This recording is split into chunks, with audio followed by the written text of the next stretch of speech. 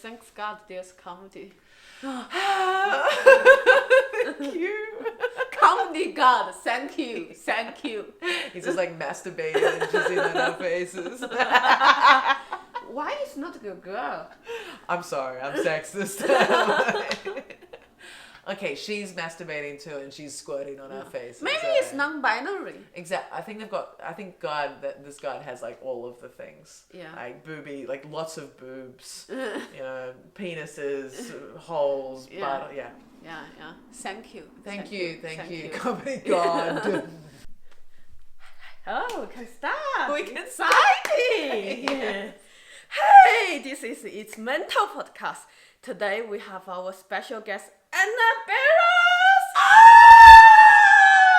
Thank you, Moni. I'm very happy to be here. Oh, me too. I'm very happy to be here too. Thank God for therapy. Do you want to introduce yourself? Yeah, sure. Okay, so Moni and I know each other because I also do stand-up comedy. I produce a few shows. I've got my own podcast as well called Adults Only Comedy Berlin, which is obviously all filthy and adults only related material. And then what else can I tell you? Yeah, Where are you from? Where are you? Yeah, like that stuff. The stuff about my history.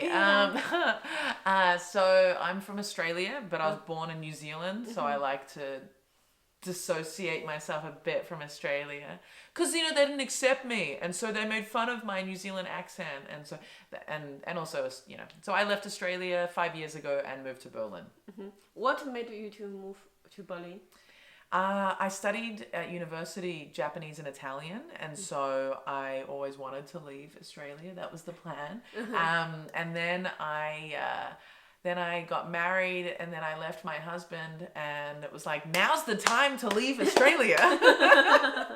and I was going to move to Italy, and then I visited my friend in Berlin. I'd already been to Berlin once before, and I just was like, this place, like I just met all these people that were so interesting, and the energy was really like, be whoever you want to be, and that is exactly what I needed. And so I moved here to make music, and because the live music scene doesn't really exist unless it's electronic, I ended up hanging out with comedians, and so I started doing stand-up comedy. Wow. And that was 3 years ago. I didn't know you are a musician too. Like a bad one, like like I sing, and then I play the bass, like self-taught, and then I play the drums.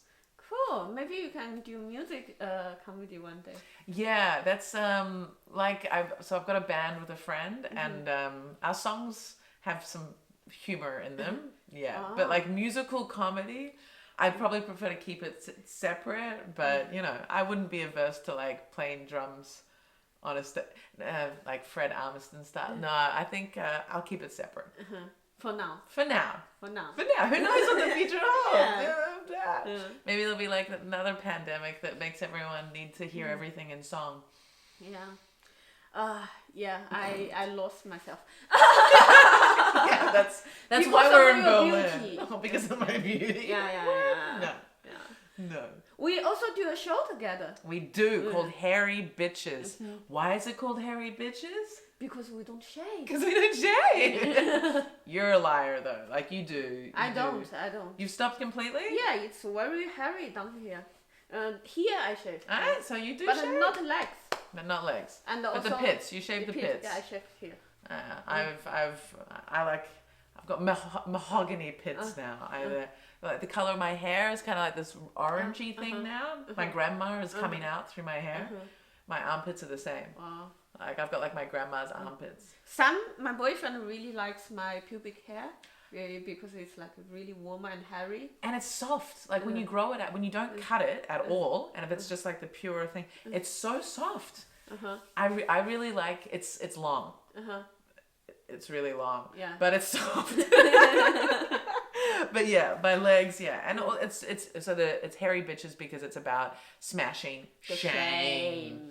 And so Kate Checker, you and I, yeah. Kate was also on this podcast. I will put a link here.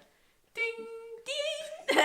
Kate, check her. Check her out. Check her out. And squeeze her breast. Today I actually... With consent. With consent. Yeah. Ask her first. Always. She'll say yes. Because she doesn't have. Anyway. She doesn't have... Boobs. She does. Yeah, sure. Coming from big boobs over here. I don't have big boobs either. She's got boobs. Yeah. She's got boobs as big Really? as bigger than mine. Oh, okay. Mine doesn't take much. I know.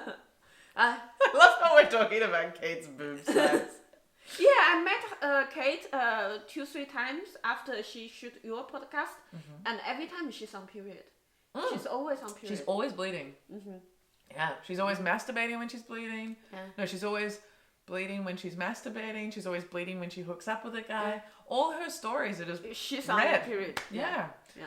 Anyway, let's come back to this episode. Hairy bitches, check us out. Yeah, smash the shame. Smash the shame. Today I actually watched a video about some science working on depression topic. He said actually just to acknowledge the disease and tell them it's okay. Once the shame is gone, once they acknowledge, make them feel they don't have to feel shamed about it. Lots of symptoms are lifted. Yeah. So just being able to talk about it without shame is already a huge help on depression itself. Yeah, it's removing stigma and there's such a pressure that society used to put and still puts in different cultures and like family cultures and whatever. But that pressure to not acknowledge that you're not okay is this whole extra layer to the problems that are making you feel bad. It's it's just this compound thing. Yeah. And I was quite lucky. Go straight into my history. I was quite lucky. My mum studied psychotherapy. Wow. Because when she left my father, she and my father separated. She left him. She started a relationship, and no, actually, it was because my brother was in a very bad mental state after the divorce, and so bad. He was seeing a therapist, and then the counselor said that my mum should see a therapist. Oh, okay. And so then my mum started seeing a therapist, and then she started studying psychotherapy. And because of that, I then started seeing a therapist because my mum sent me to see a therapist because I was 15 and I was dating a pedophile. Basically, he was 24 years old. And so I started, and so just growing up in a culture, my family culture of go to a therapist, talk about your problems, being not okay is part of life. Yeah. Already changes how you're able to heal. Just having that openness. Yeah. So I'm very grateful for that. And then all the therapists that I had over the years. Cool. But I haven't seen a therapist. This is the longest I haven't seen a therapist for since I moved to Berlin. Are you looking for one? No. And I think if everyone could see a therapist, that's a good thing. But I also feel like I have developed a lot of processes in my history of therapy, and those are resources that help. So like I've kept a journal. I write in a journal, and I've done that since I was really young, like since when I was 6, which is just crazy, like whatever. But like from when I was seeing a psychotherapist, I was journaling, and then also the psychotherapy that I did. Another method of sort of self help is tapping. Is this there's these like lines in your body of energy, and if you if you tap on these areas, then and you say something to yourself, so there's like a little structure that you use, and you go through this process of tapping different parts of your body, you're able to soothe your pain and remind yourself that you love and respect yourself, and it's okay that you're having this problem. So like journaling and tapping, and then since I've been in Berlin, Buddhism has really become a Buddhist practice. So meditation and the way of understanding the world through sort of Buddhist practices. I really try to not describe it as a religion or beliefs. It's like, it's the practices. With all those things, I feel like I am able to deal with my problems. and I don't want to. I don't know. I'm not against seeing a therapist. I feel like I have resources at the moment, and I don't feel like and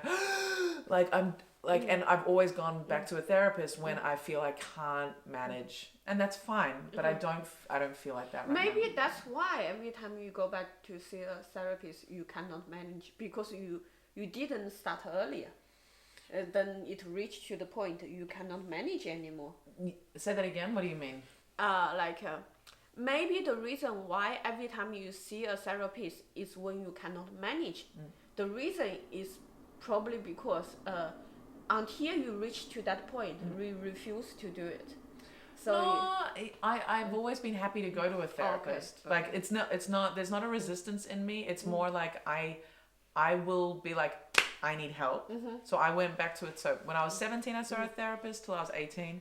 Then when my first boyfriend, like love of my first love, when he tried to commit suicide when I left him, I was like, I needed help. I really needed help. And it was, thank God I had the help. And then several years later, like 4 years later, I was just feeling so overwhelmed with my love life and where I was going direction-wise. I went to another therapist, and then when I needed to leave my ex-husband, I went to a therapist. And so, like, it's when I feel like I can't manage things myself. But I guess for the last 5 years, I've had some pretty big.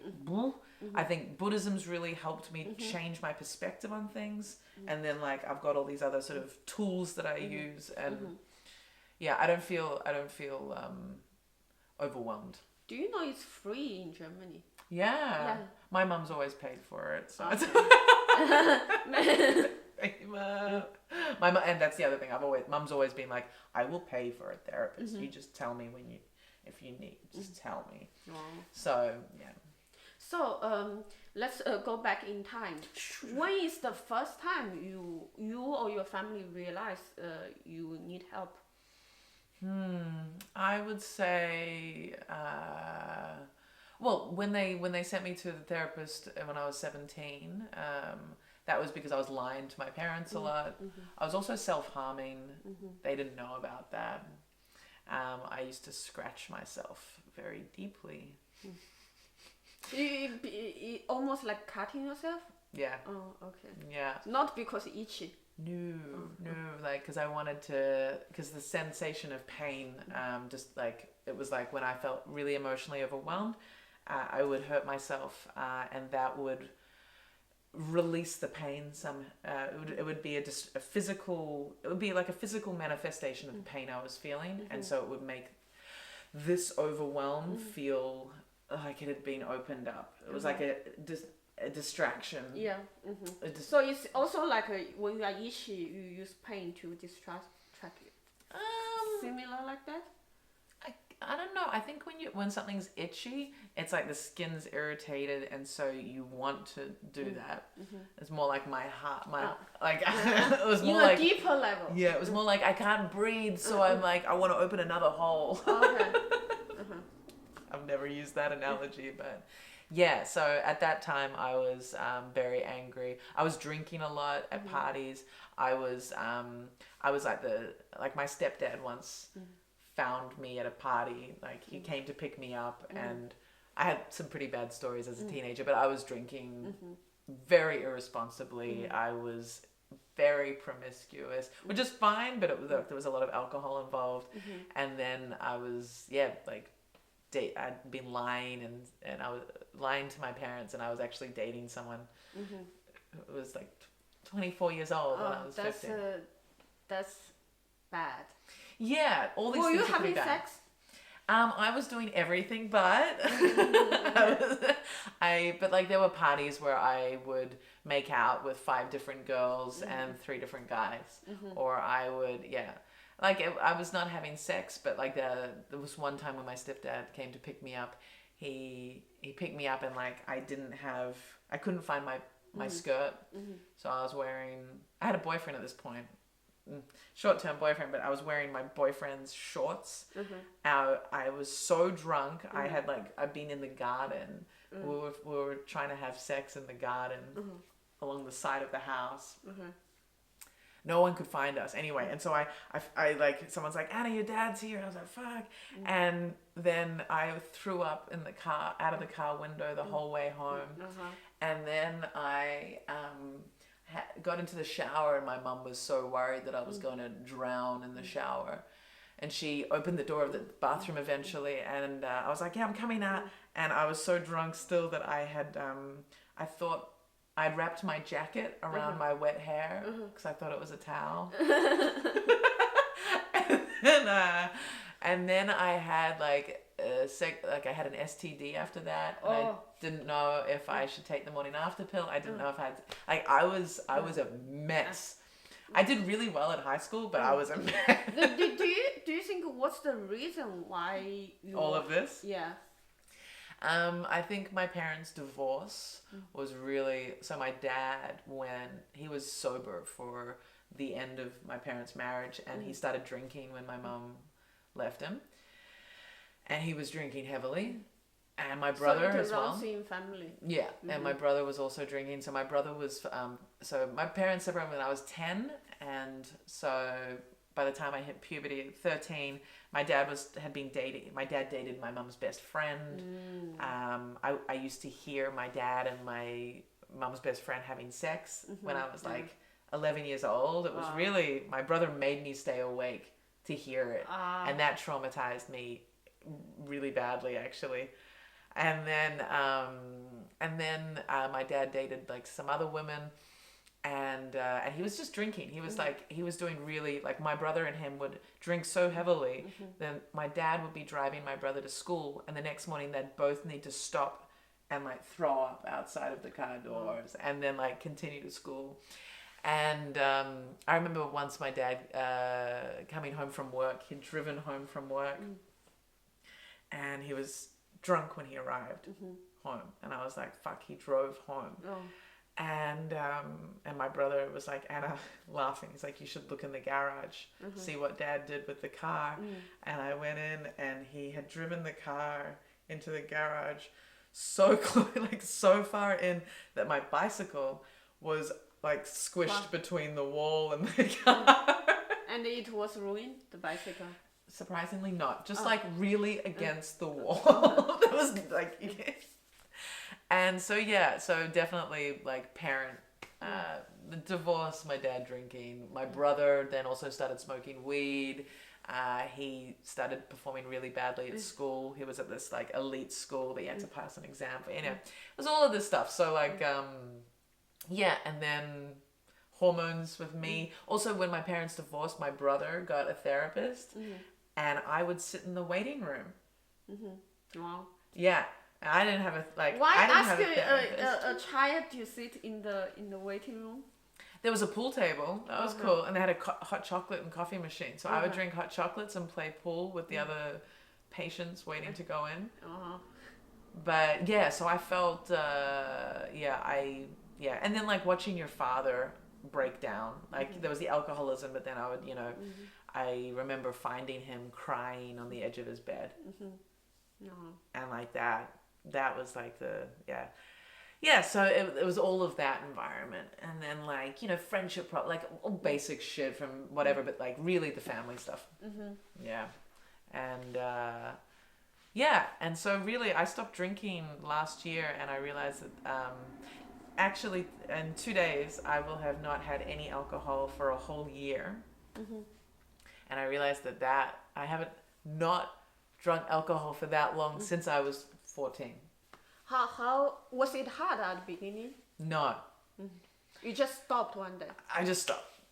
I just stopped. What made you to decide to take a break?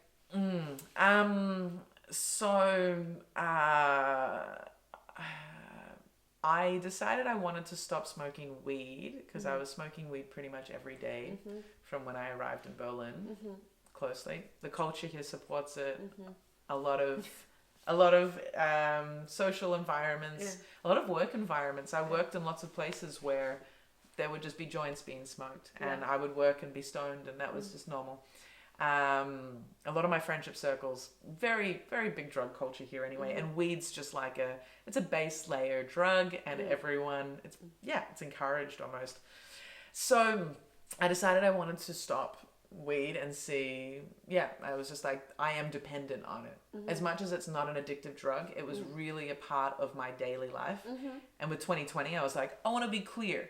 Then at the start of 2020, in January, one of my ex-boyfriends, who I hadn't seen for 3 years, he committed suicide and he succeeded. I hadn't seen him for 3 years. We'd only had a short relationship, but he was, it really hit me. And he was a big drug taker, and we partied a lot together. And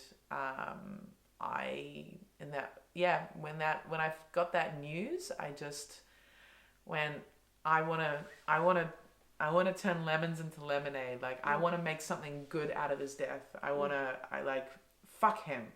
Fuck him for all the, because when we were together, when I left him, or when I ended it, he also said, well, I'm gonna, he threatened suicide. How long you were together? 6 weeks. Oh, 6 weeks suicide. He practically lived with me though. There was an unstable character, but it was very intense. It was very intense. There was love there. It was living together. We'd known each other for a little while, but then it was whoa, I recognized quite quickly, 6 weeks. It's my usual, how long it takes for me to realize I need to get out of something. And I saw that he was really unstable, and so pulled out. But he still remained in my circles, and he was a big part of one bar in Berlin, and so I just also, when I stopped smoking weed, I noticed that alcohol was having the same effect as kind of weed. It was making me feel less clear, and I didn't like it. And then with that ex's death, I was just like, nope. I already wanted to do no drugs, and it was like, no, I'm stopping it all. Yeah. So that's why. And then 2 months later, his girlfriend at the time also committed suicide in the same way. Yeah, which was, So it was, 2020 was a year where I did a lot of reflection on my relationships. I also wanted clarity for 2020 because I realized a lot of my relationships had been unhealthy. What do you mean unhealthy?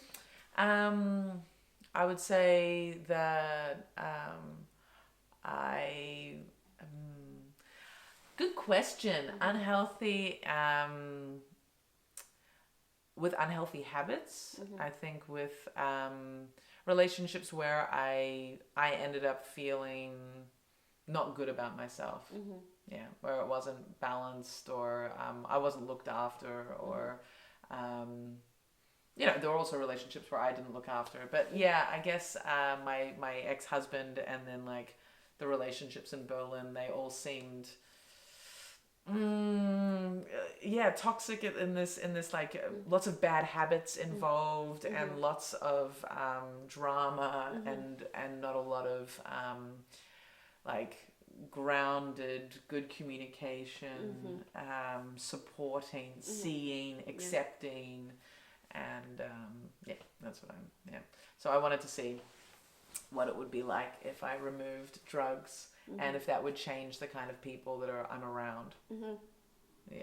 Will you continue your sobriety? I will. I think I'm not going to drink anymore.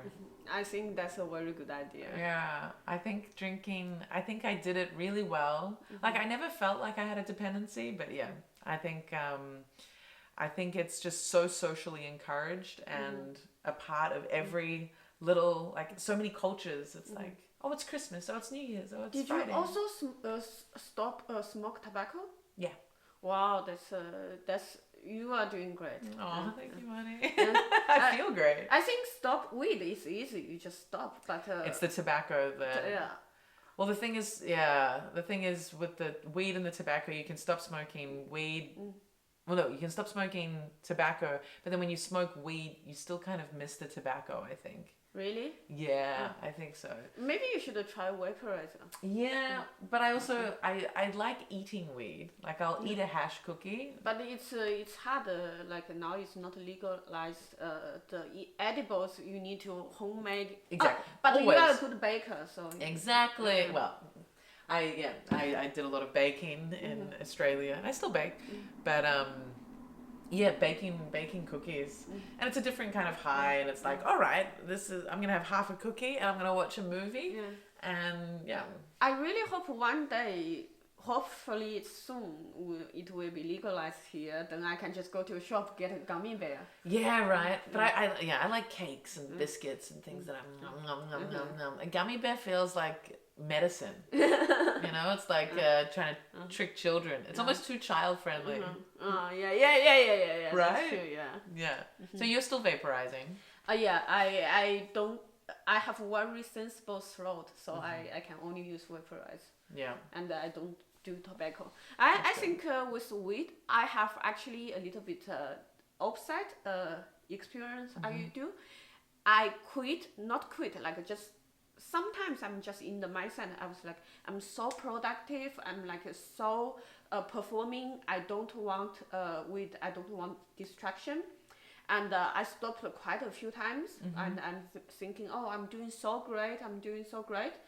Then, when I start to smoke again, one day I realized, wow, I have so many emotional baggage I haven't processed for 6 months. And now when I smoke weed, I start to realize, oh, I wasn't as healthy as I thought. I was just avoiding lots of things by not looking at them. So for me, weed is very therapeutic. Yeah. I learn lots of lessons when I'm on weed, and then I would go to tell my therapist. That's great. That's great. I think I experienced that a bit when I would smoke weed, but then it just became too much a habit. Yeah. And it was just in everything. Like I could always smoke. It should be something like special, not like every day by default. Yeah. Exactly. And for me, just the thing of smoking anything, it's too tied to tobacco. So I don't want to smoke anything. But eating a cookie or like, okay, so I'll still do some drugs. But yeah, so like acid on a good day, Very, very good day. Very good day, sunshine, music, good friends, and then like ketamine. If I want to have like hanging out with a friend and talking, I feel like alcohol makes you blurry and takes your energy, whereas just a little bit of ketamine, and it's like it makes it interesting. Not like it gives you a different feeling, but you're still very there. But you can. It's a bit of makes your mind a little bit more playful. I cannot understand that. I think I'm just not a ketamine person. I think we should do ketamine together, and maybe we should vape together, and then we can see. I think so many drugs I've tried. I think weed is really, really my thing. But I think you go through changes, right? There'll be. You've had your LSD phase. You've had you're in a weed phase. I'm in a ketamine phase. Just a little bit. It's like once a week, It'd be like when I would have beers with a friend. It's like that. Okay, now enough of drug talk. Enough of drugs. Oh my god. So with your mental health situation, over the years, do you think every time when it happens, is it same reason or similar reason? Have you found out the root cause? Have you really solved something fundamentally? I think with my mental health, I think it's always it's kind of like there's lots of layers, right? And you're always adding new layers and new experiences. So I think the core problems definitely started with family. They always start with family. And so during that period where my parents got divorced and my dad was drinking and so all of that, I wasn't drinking that early. The drinking came later for me. A bit later, but yeah, I think the divorce my parents divorced, and then my dad moved away. He moved to a different city in my teenage years, and I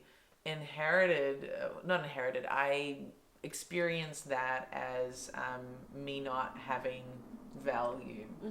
And then continuing on from that, my relationship with my dad, because my dad and I were really close when my parents were together, and then after the divorce, he just distanced, and then he married a woman who didn't like children, and really pushed away from wasn't a stepmom in any way. She's my dad's wife. And so there was a lot of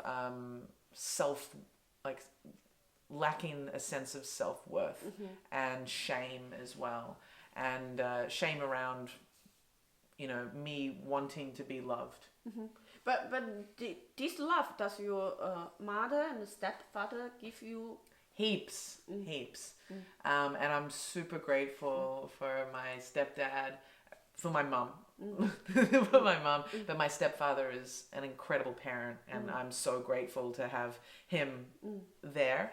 I love my dad. I don't rate him as a parent. He's a good friend who's my father, who there's a really painful history there. But I think the importance of the father, that person is going to have a huge impact on you if the relationship doesn't go the way that you want it. And so it was a base layer of dad issues. And then I think there's a little bit of inherited stuff from my mum. I think you can inherit trauma, and my mum's pretty fucked up. That generation, I think our parents' generation really fucked up shit went down. And my parent, there's some really messed up stories in my family history that I'm not gonna share, but and I think I inherited a lot of trauma there. Nothing it's not like my mom was giving it to me, just all of her fears and all of her things kind of go in there. And then I think it's just and then I think it's I think those core issues are kind of at the base, and it takes a long time to work through those. So I think all of the then issues that I had in my 20s were still kind of unresolved, different roots coming out of the same seed of a lack of sense of self-worth, and not trusting myself to be me. And so the relationships I ended up in that damaged me more, I needed those because they made me get to the point where I decided to not take drugs anymore, and then really look at everything and go, humans want to see patterns. It's not always helpful, but I think in terms of understanding your damage and understanding how you're acting, and why do I keep meeting these kinds of people? Why are these the relationships I keep having? So I think now where I am is, I'm way more self-aware, and I've really looked at a lot of my trauma, and I really question what I am attracted to in people, whether it's friends or work colleagues or lovers. I'm about to throw up as I say lovers.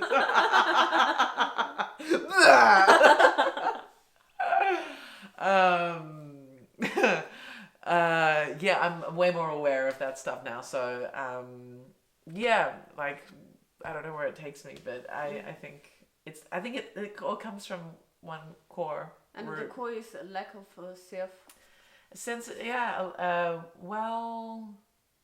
I think the core is it's always those relationship molds that you have with your parents, or the important figures that you had that brought you up. So the relationship dynamic of my dad. So I thought that I had gotten over my dad relationship problem, because I was with these men who Oh, my poor father. Yeah, I was with all of these men who like didn't really challenge me as I needed to be challenged. And then I was with several men that were really abusive and not accepting of me. And then I thought I found like I'd gotten over my lack of self-worth, you know.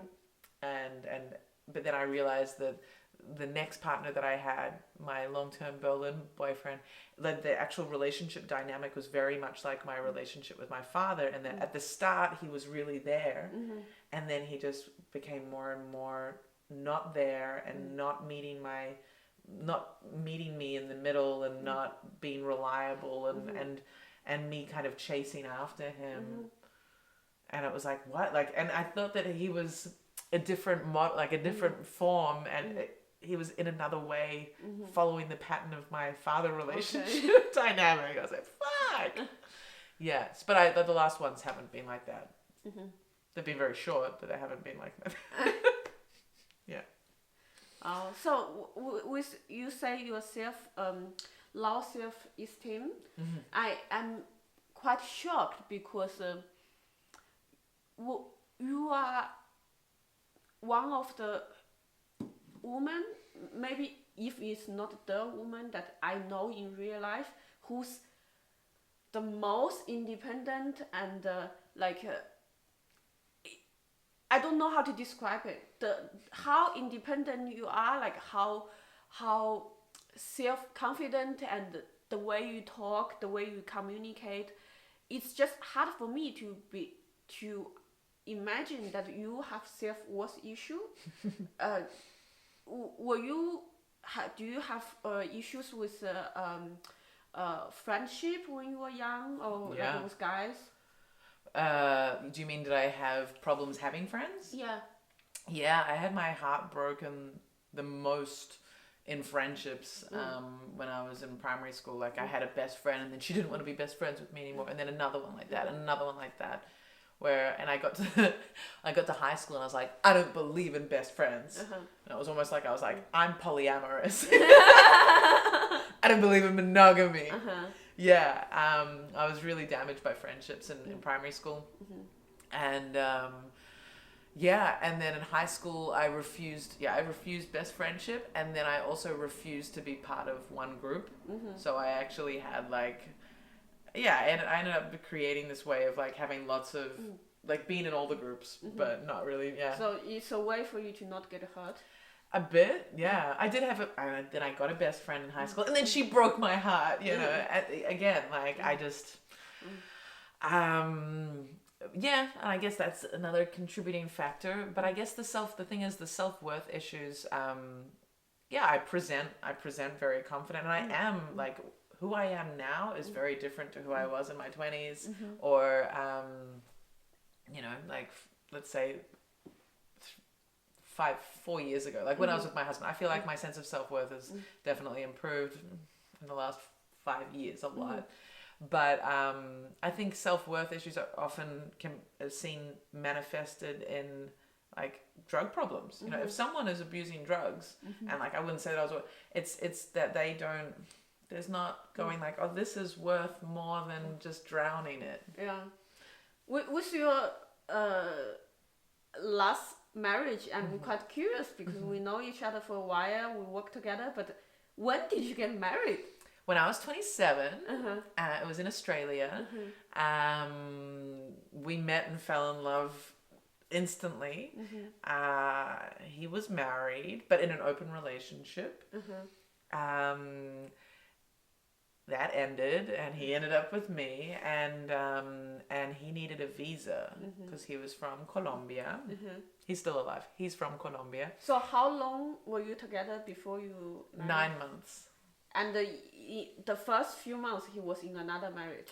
No, the first day, really. Like, he got divorced right before we got, the divorce process, he separated from his wife basically when we started, which was within a week.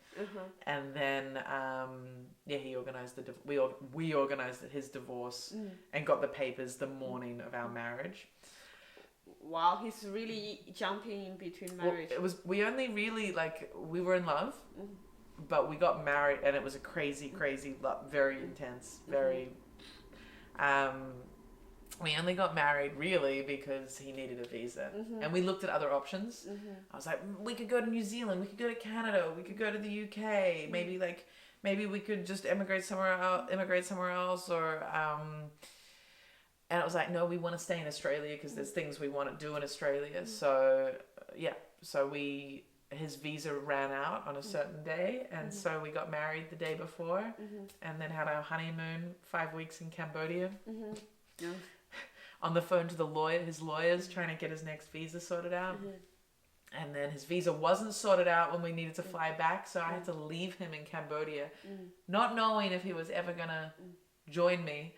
But then it got him, like, fixed it all up, which was great because he was a musician, so like it was a visa based on him being a musician. So anyway, I sorted out the next visa, which was our marriage visa, and then we were together for we celebrated our 1 year wedding anniversary, and then we were together for like another 6 months, and then I left him because it was a very unhealthy relationship. How he would like name call me, he like, you know, he would call me stupid, he like anytime I had a different opinion, he would attack me personally.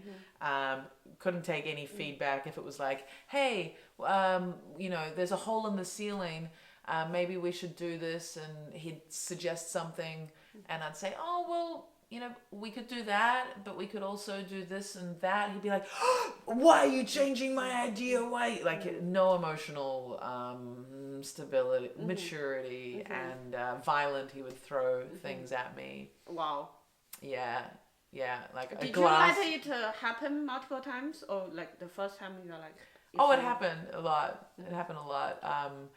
The worst was when he threw a glass, and it like shot past my head and hit the kitchen wall, and I was like he just fucking missed me, and he was across the kitchen, and it was like a full like solid glass, big, and smashed on the wall behind me. He smashed his guitar, one of his guitars. We had a coffee table, like a glass top, and he kicked it and smashed the glass of that. He like made a hole in a wall. I once broke a window in the house, like banging on the bathroom door, and it had this glass piece in it.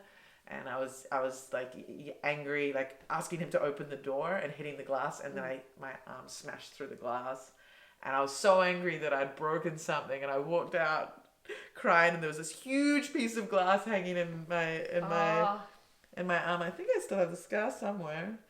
Yeah. But anyway, I was also self-harming during that relationship, so I would like bang my head against the wall to make myself feel better, or I would like scratch myself against bricks. I was still in that self-harm mode. When the violence first started, did you immediately know this is not okay? I was like, he's not hitting me, he's just throwing things.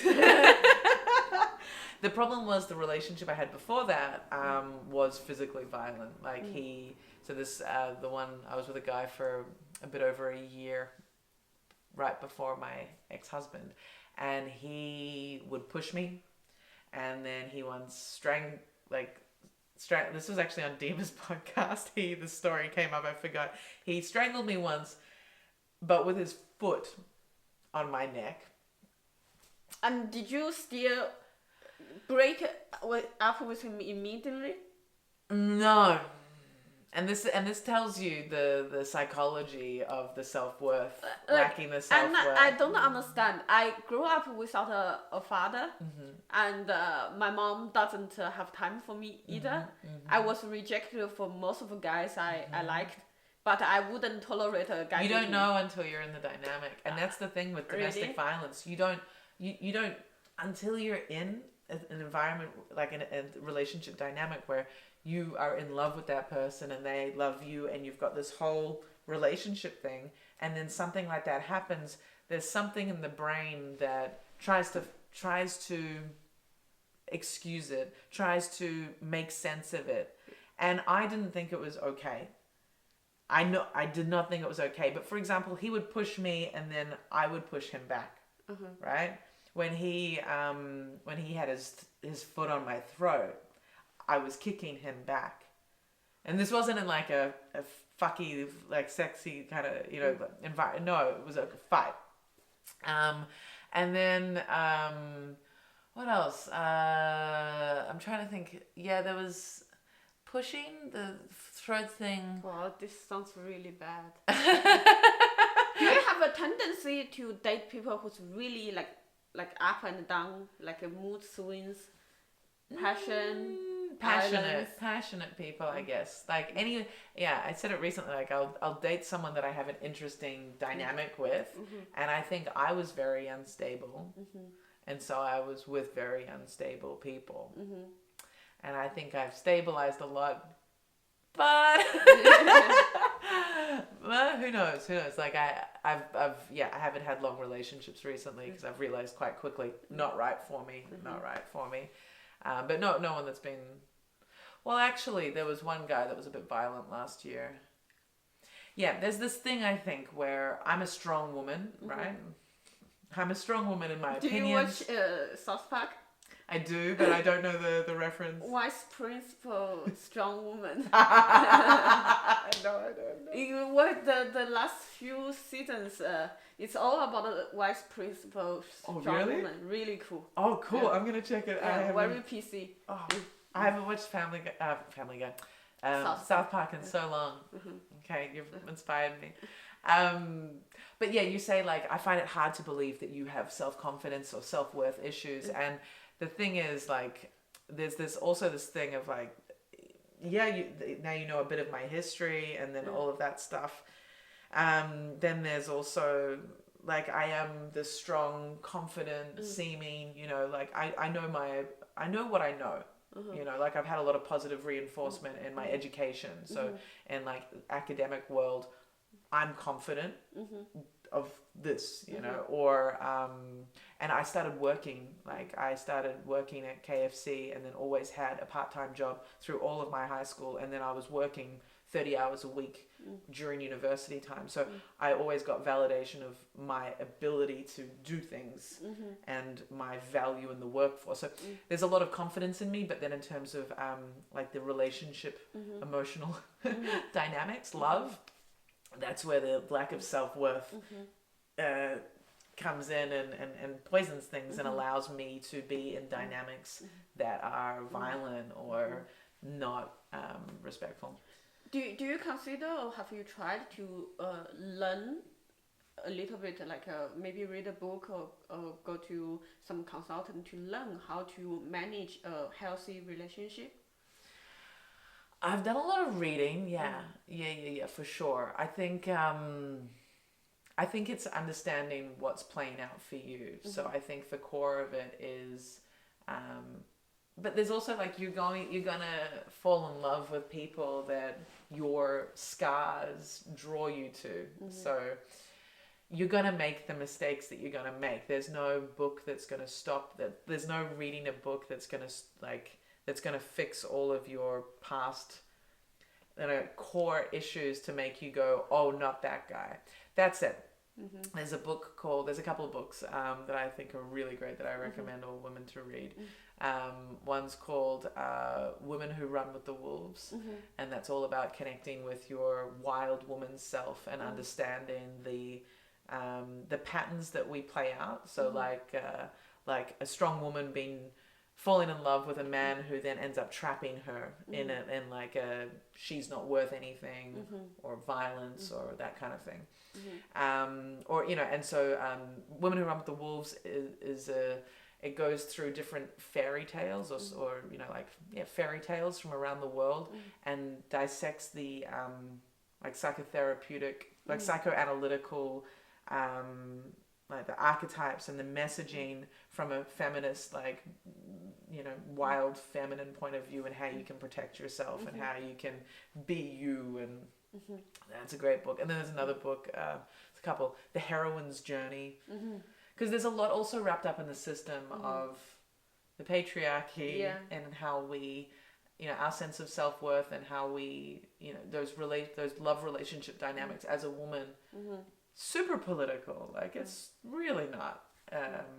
We're not trained to look after ourselves. Yeah, that's true. Really not. So that The Heroine's Journey as well is a great book. And then there's another book called Women and Being Wanted. Women and Being Wanted. Fuck, I think it's called something a bit different, but it's by a Jungian Buddhist psychotherapist. So like my kind of like, she's my woman. You can write me the name later. I'll write you the name later. Really great. It's basically the tagline for the book is beyond wanting to be wanted. So understanding like what society teaches you as a woman, and then like, hold on, what? Like, we need to be the subject of our desires, not the object, and how we can overcome all of that. So yeah, I've done a lot of work on that stuff. Yeah, but there's also just like, yeah. So over the years, through all your like episodes and looking for help, learning, reading, what's the biggest lesson you got out from it? Biggest lesson I got out of all of my like self-reflection. Like not self-reflection, also something you learned and helped you to deal with your own mental health. Something anything. Maybe. Anything. Yeah. Okay, I would say the thing is, I'm really I think, and the problem, I don't like talking about it because it feels like I am religious, but I'm not. I think the Buddhist practices of impermanence and interbeing, and what's the other one? Like interbeing, impermanence. There's another element there, but those, being able to reconfigure what your existence is, like re-understand what existence really is, that helped me a lot. But I'd say also, this is a great little thing, journaling is really important, right? But we're often trained to, or told, when you're feeling bad, write down your feelings. That'll help you. Yes, that will help you, but then you have books on books of all of your sad stories. That's not your life. That's just the bad moments. So there was a study that showed that if you write down something, you remember it, like, let's say 10 days longer. So if you write down a positive experience, you remember that positive experience for 10 days more than you would if you didn't write it down. So a big thing that I shifted was in my journaling, I try to actually journal every day, and it's like gratitude journal, sure, but it's more like I want to honestly write out how I'm feeling about the positive things and the negative things, and it doesn't always have to be balanced. It's just write down the positive things, because writing that down is a celebration of your success, of your, and that's just as important as writing down, so that you can create space and like understand your overwhelm and your depression. So writing both of those things down, that was a big, like, that really changed. Meditation, exercise, doing physical exercise.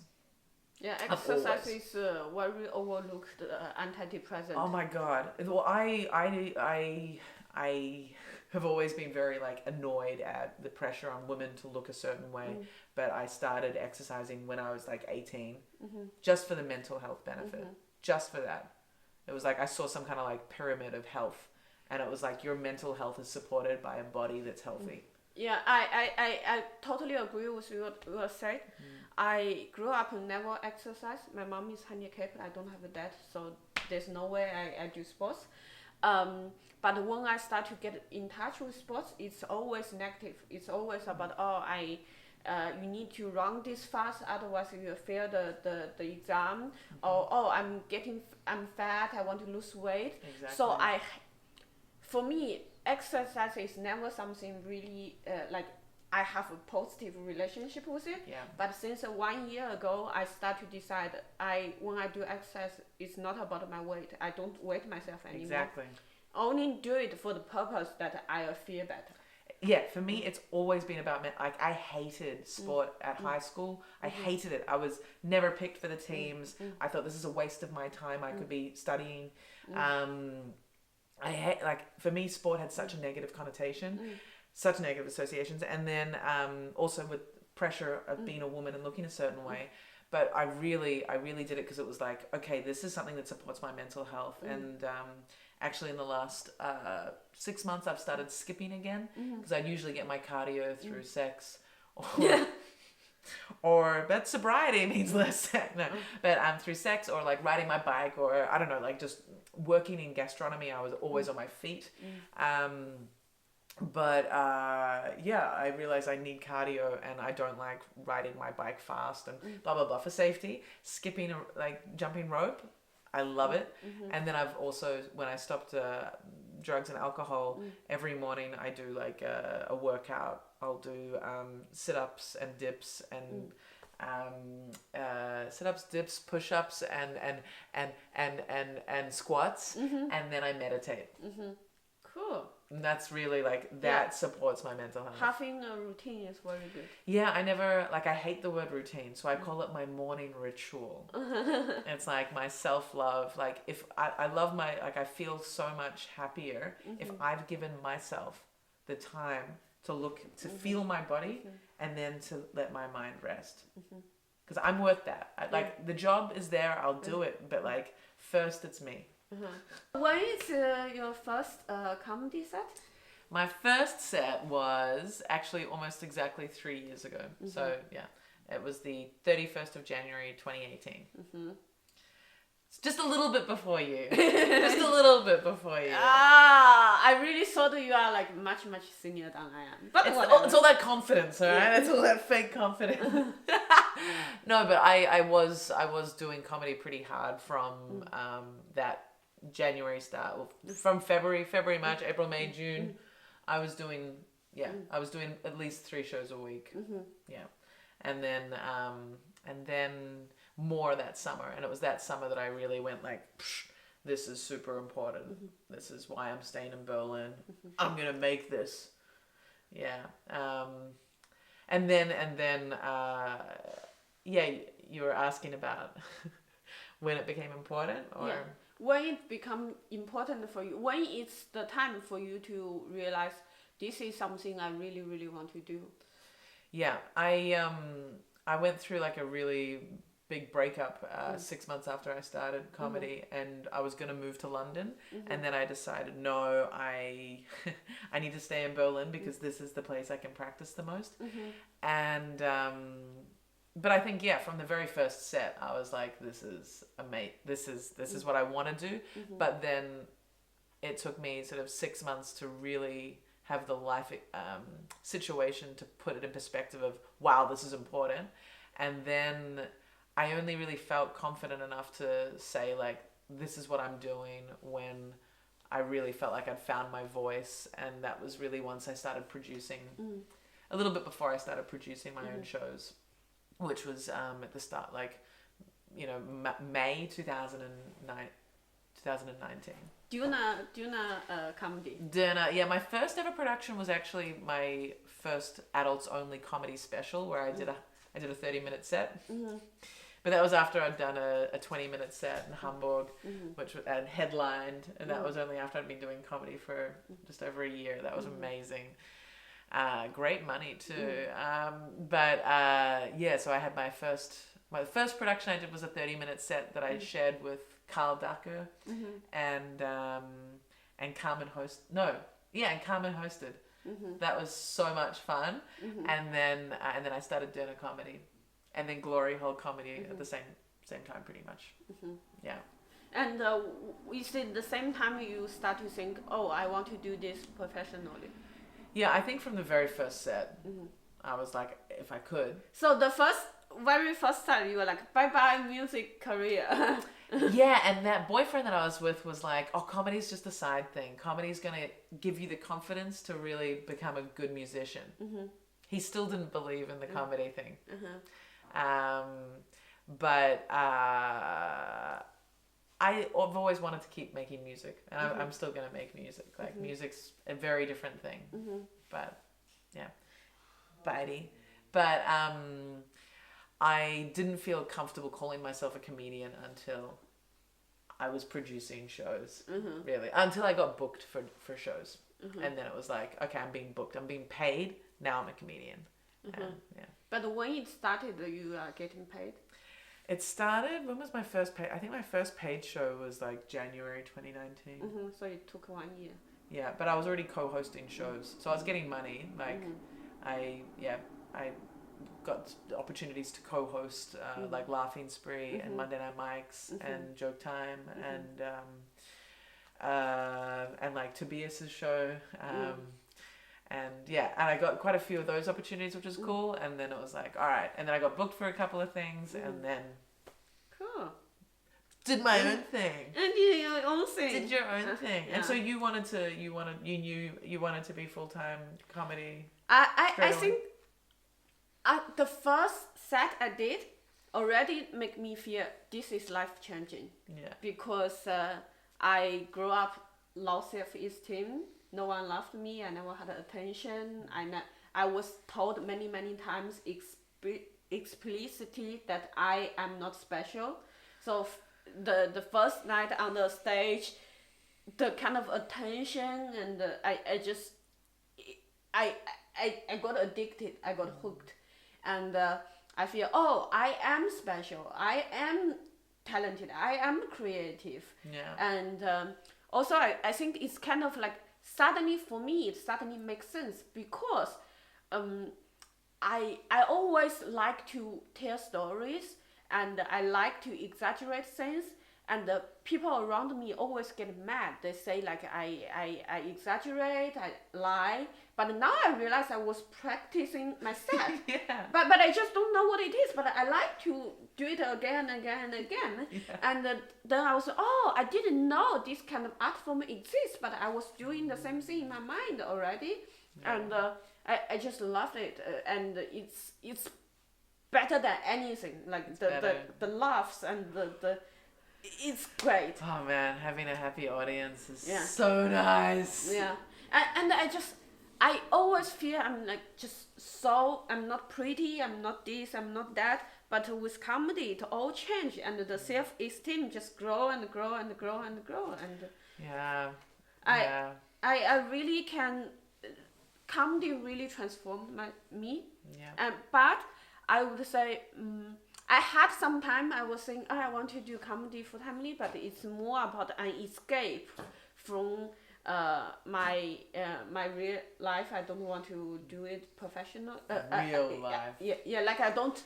My how to say, I had some issue with my job at that time, and I was like, if I get famous, then whatever. But it was not like I was thinking like overnight fame.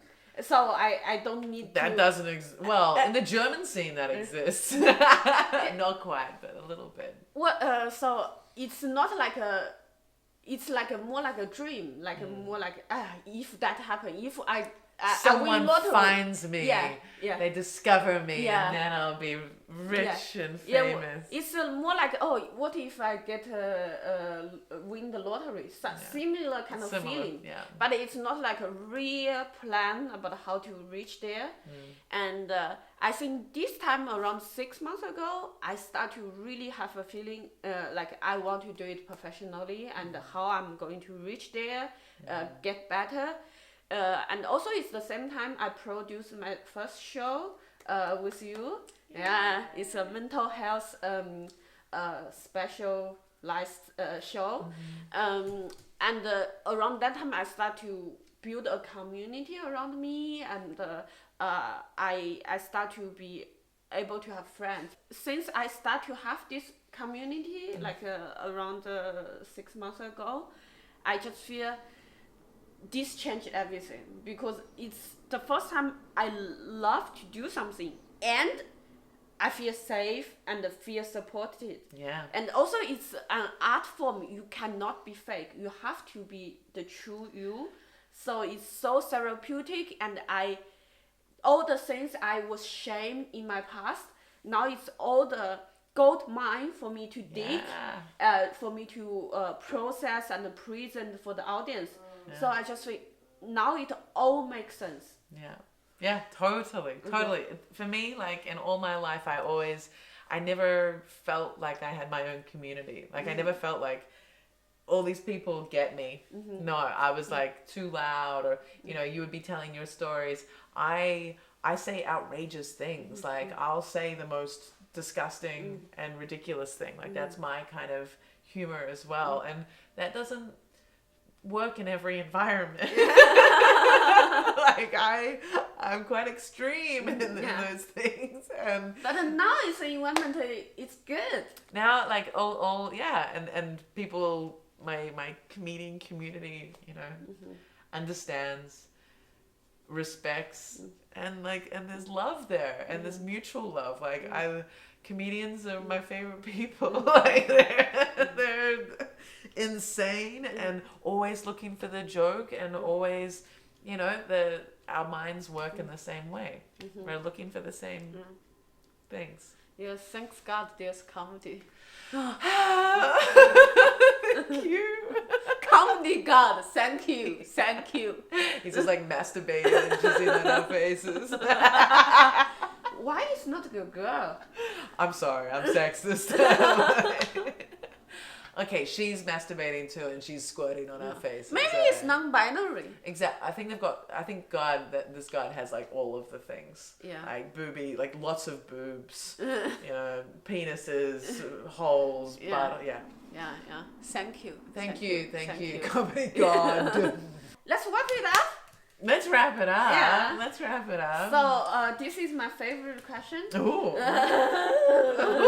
What's your favorite comedy special? My favorite comedy special. Okay, we can cut my thinking time later. My favorite comedy special. Fuck. What's yours? I think there's a few I really like. What's his name? Reynolds. He has one called Owning the Truth. It's funny. So it's like a one-man show. He talks about his journey, how he was brought up, and how he started to do comedy, his depression, his self-esteem issue, and it's everything. He said at one point in his comedy life, he realized he lies all the time. And so one day he decided he will write a show with everything is truth.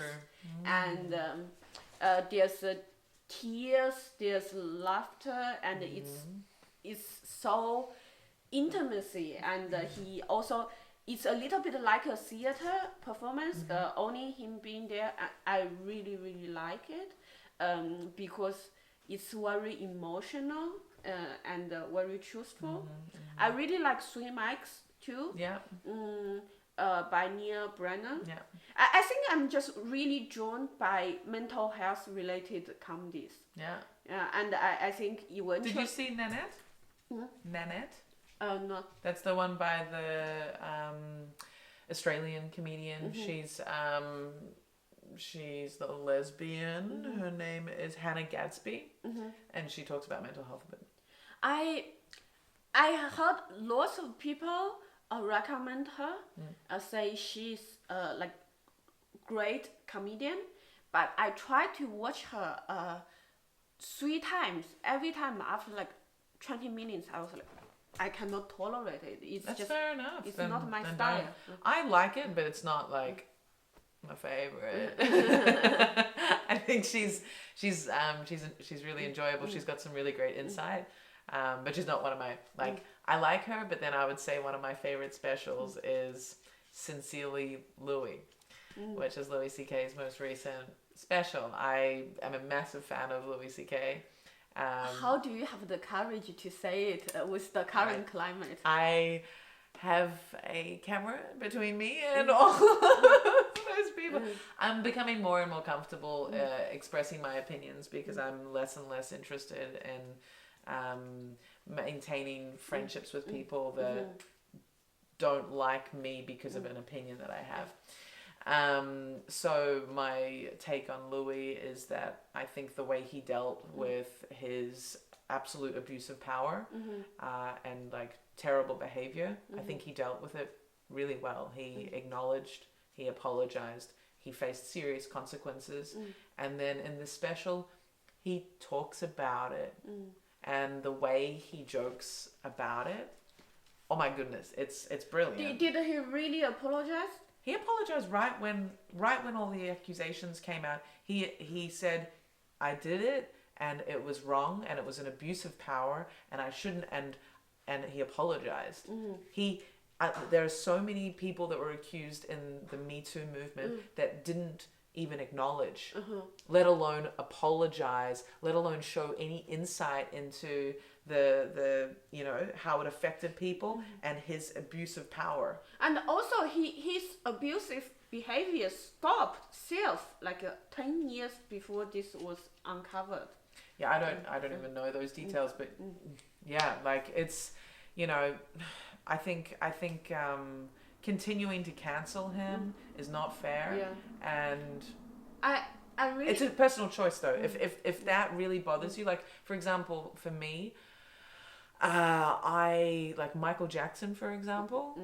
I can't listen. I really find it hard to listen to Michael Jackson now. I really struggle with it. Like, for example, I worked at a kindergarten for the last 2 years, and often in the kitchen radio, Michael Jackson would come on, and I was at a kindergarten, and I can't.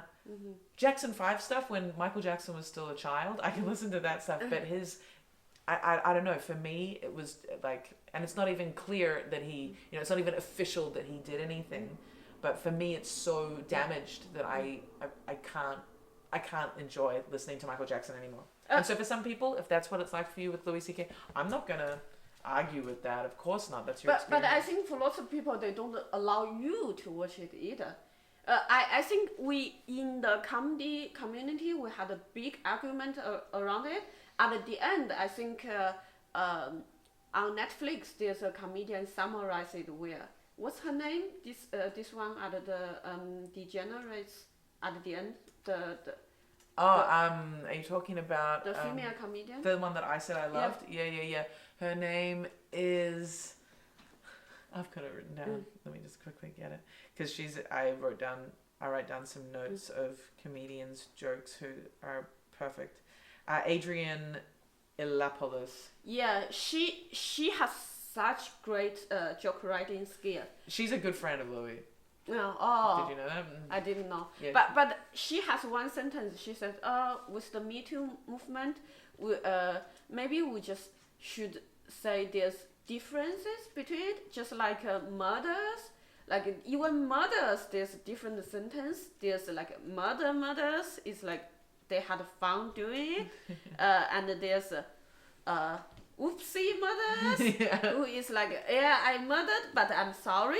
There's difference between it, and with Me Too movement, if it's rape, send them to prison. But if they just showed their dick to someone, maybe just forbidden them to be in kindergarten or taking Uber pool. Uber pool. Yeah, exactly. It's like you can't compare Bill Cosby and Louis C.K. Like fuck off. Like that's not, Yeah. And then in terms of what, it's just a totally different thing. But again, people will have their opinions, and that's okay. They just shouldn't pressure other people to hold that opinion as well. And I love, like, sincerely Louis, the way he deals with what he did and what he got, and then his joke writing and how in that special he pushes every topic that's taboo, that's politically incorrect, and he so well. I also love Ali Wong. Is her second one Hard Knock Wife? That one, I think that's her first one actually. The second one is Baby Cobra. Baby Cobra, her delivery and her joke writing is so solid, and her perspective as a woman and the way she talks about childbirth, it's just like that special. The second Perfect. special, you really can see she grew up as a person compared with the first special. Like the first special, she's like being making fun of all those like feminism stuff, and the second special, he's like, oh, that's why we need those. It's She's really. I do think that Hard Knock Wife is also really great, but yeah, Baby Cobra I thought was. Yeah, like I've watched that a number of times. I watched Sincerely Louis a number of times. And then other specials that I really enjoyed. I only just recently watched it. Michael Shea Matters. Super. I think his joke writing and delivery is mwah. Like he pushes on things where it's like, ooh, are you homophobic? And no, but like he's so authentic. Such great joke writing, such great insight, such a good unique perspective, rhythm, everything. Cool. Thank you for all the recommendations. I'm going to check out those things I haven't watched. Good. I'll check out your ones too. You need to write them down for me. Okay, cool. So that's today's episode. I hope you enjoyed it. With all the drug talk and sex talk and comedy talk. There was not enough sex talk. Yeah, because I don't have sex. Yeah. We just talked about my 16-year-old. Yeah, misdemeanors. Cool. Let's say goodbye. Yes. Do I plug something or not? Do it. I'm going to plug something. Okay, I've already mentioned Adults Only Comedy Berlin, my podcast. And then there's that as the show, Adults Only Comedy Open Mic. There's Glory Hole Comedy. There's Punch Up Comedy. There's Hairy Bitches. And Grindhouse Comedy. These are all the shows that I produce. My Instagram is AF Beros. Also on TikTok. Anna Beros on YouTube. And on Facebook. Cool. Thank you so much, Moni. It's been so much fun. Thank you for audience. I hope you guys stay healthy and stay alive. Bye-bye. Don't kill yourself. Bye-bye.